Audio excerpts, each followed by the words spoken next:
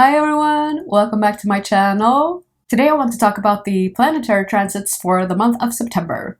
But before I begin, I just want to say I will be talking about the sidereal or astronomical placements as used in Vedic astrology.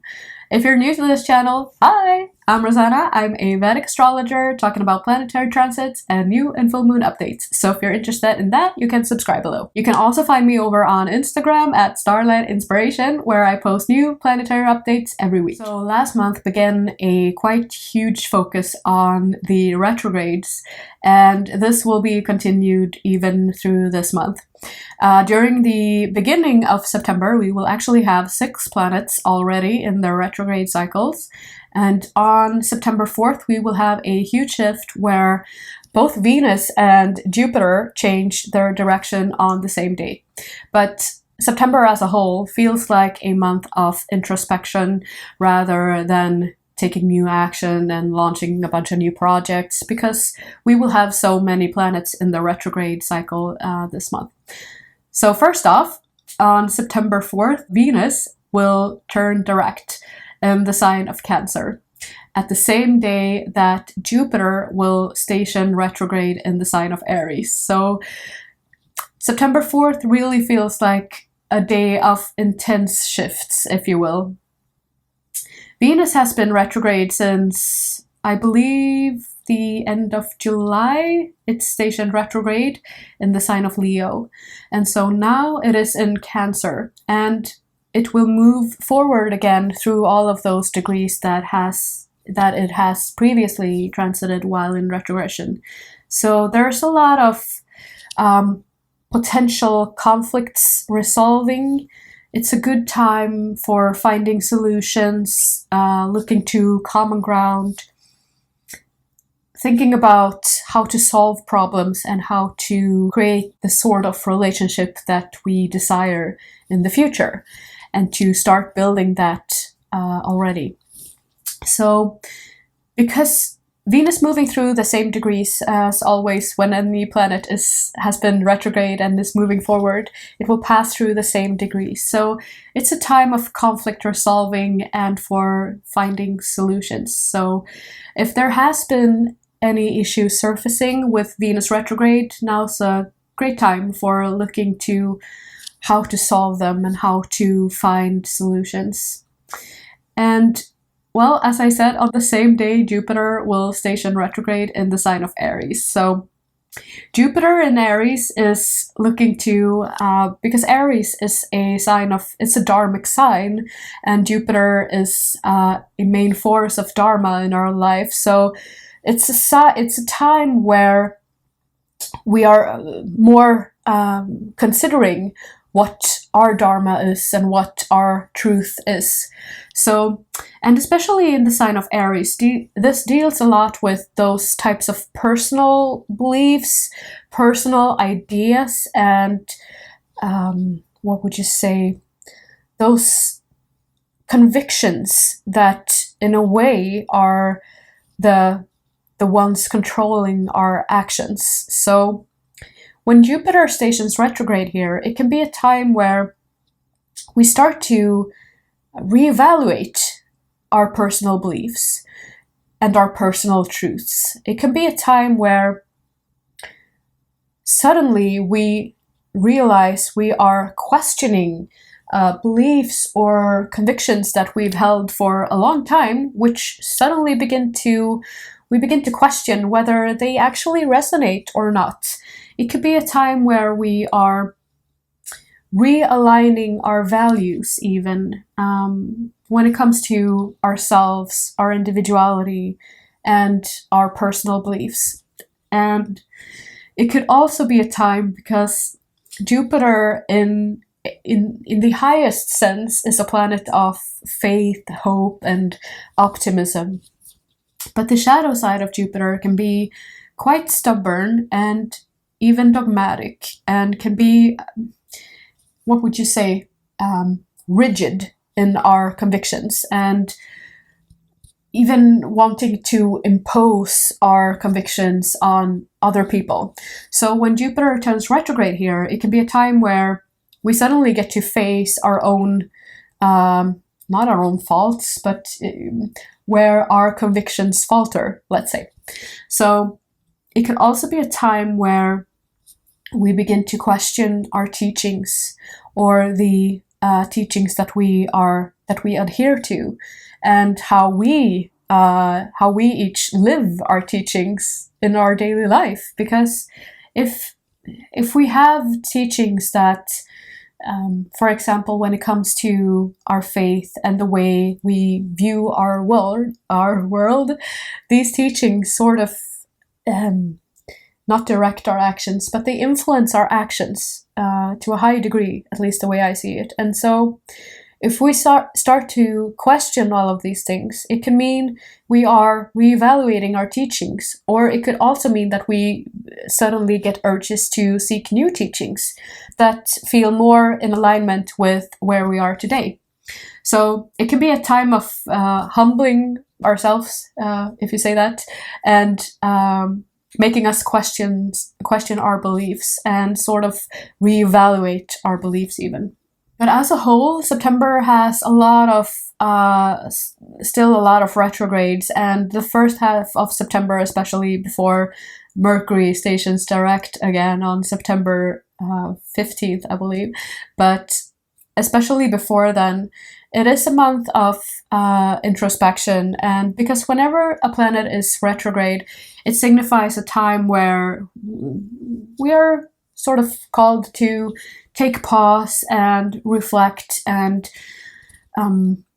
evaluate whether we are on the right track, or if we need to change our priorities, change direction, because everything in life is sort of operating through these cycles where we get bursts of inspiration, we launch new projects, we are very much oriented towards action, but then sooner or later we will run into obstacles and we will be forced to take pause, reflect, and reevaluate where we are going, and take inventory on where we are in our journey, because that's these cycles. And then we can recalibrate, and then we have a new goal or a better goal, and then we can take new action. So when planets are retrograde, it's like time to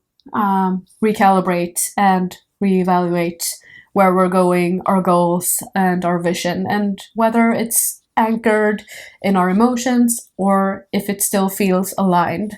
So this feels especially true then with Jupiter being retrograde in Aries, so on an individual level. Amongst all of these retrogrades, Mars is the only inner planet that will still be moving forward throughout the month. And if we look at our personal horoscopes, our personal birth charts, we can see where Mars falls, which house Mars falls in. Look towards which house that is for you, because Mars moving forward, and then in Virgo, Sun will also be joining Mars in Virgo on September 17th. So Virgo will be a sign of focus in a way that it will feel like this is the area of our life where things are in focus, where we feel drive, action, ambition.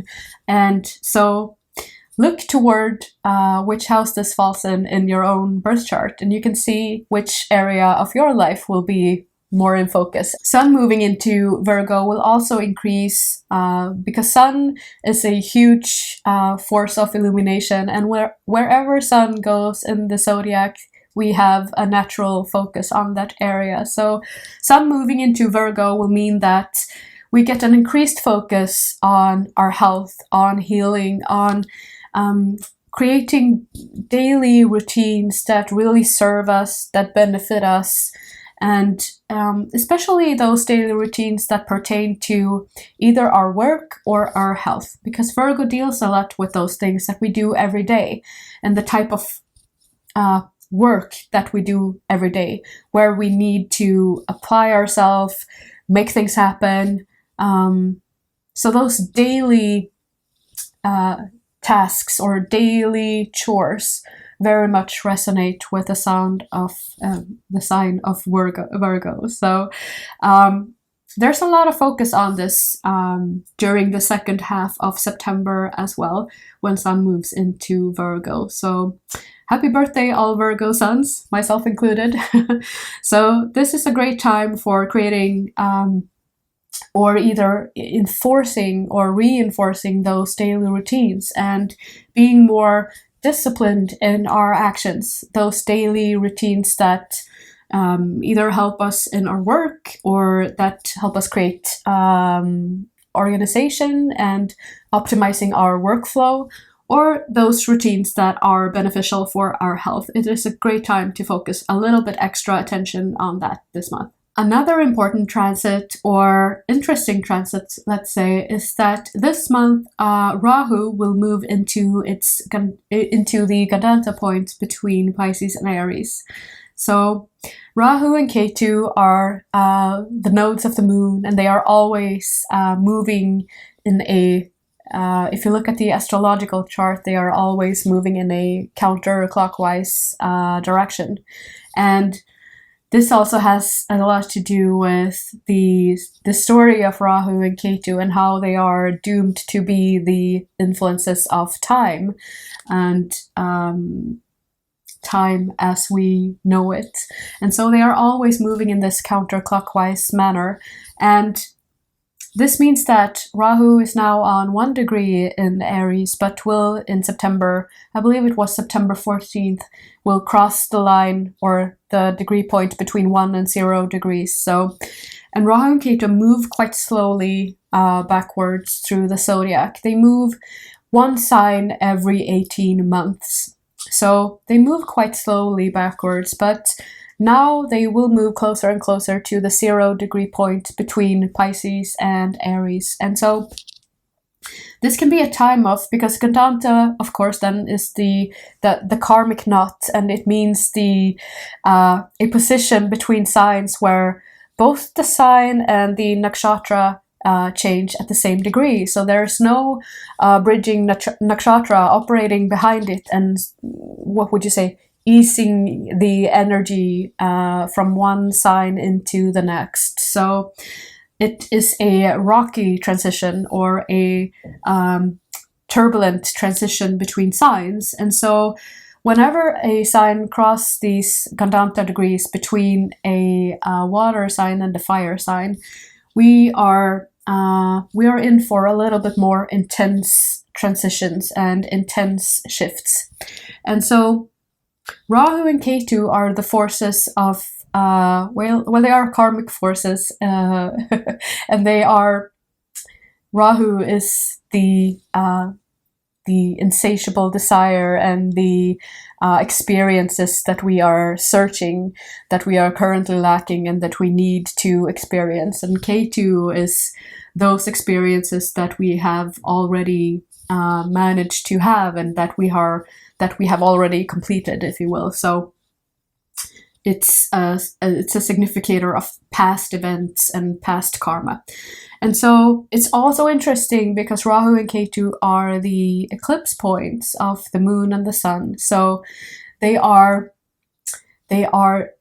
responsible for encasing the luminaries in shadow. And in this manner, they are forces of confusion and, what would you say, darkening the light, which is a way of creating, because wherever there is light, there we have the full use of our vision. There we have the sight, we have illumination, we can get clarity and knowledge. And wherever there is shadow or darkness, this signifies things that we cannot see clearly, where there is no light and we stumble around in the darkness, if you will.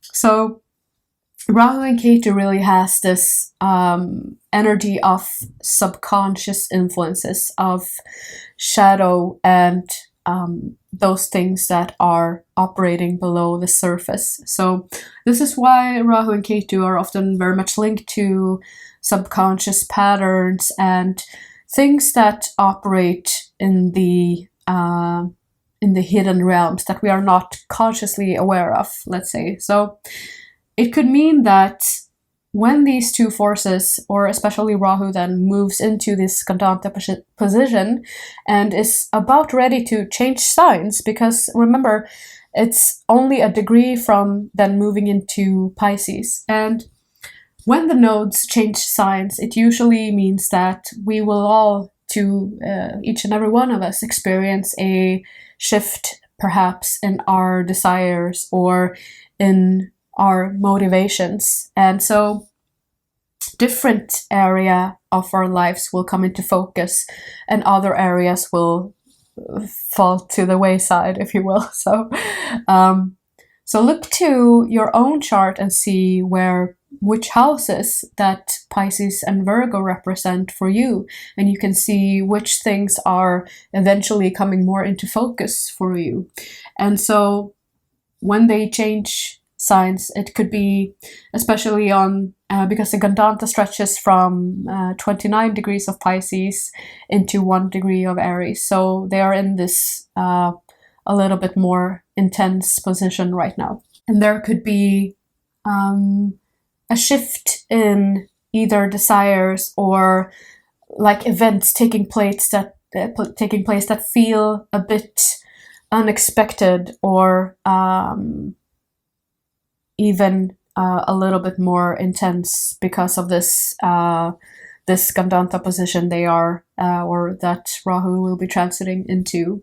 But in a sense, even though Rahu and Ketu are responsible for creating shadow, what goes into shadow must eventually come into the light again. So the way I see it, they are responsible for creating confusion and illusion. But even so, it could also mean that there is something from the subconscious, or something that is a deep pattern, perhaps, or a deep unconscious behaviors that need to surface. So also, it could mean that something from the shadow has to come into the light for us to be able to see it and witness it, and eventually then also transform it. So it could be a huge time of transformation even with this shift. So this feels like a month of introspection rather than launching a bunch of new projects and taking action, because of how many planets are in the retrograde cycles through September still. So lots of areas of our lives will be under the microscope, if you will. Take some time to reflect on your progress, where you are currently at your journey, and see which things feel like they are out of alignment and which things feel like we need to change our priorities or either change direction, because there can be things surfacing which no longer feel anchored, if you will. So if there are things that we do just out of habit but that no longer feels anchored to our sense of purpose or our emotional peace even, it could be time for reevaluating all of those things. With that, I wish you a fantastic month of September. I hope you liked the video. If you did, please leave a like or a comment or subscribe to the channel below. Thank you so much for watching. Take care. Bye.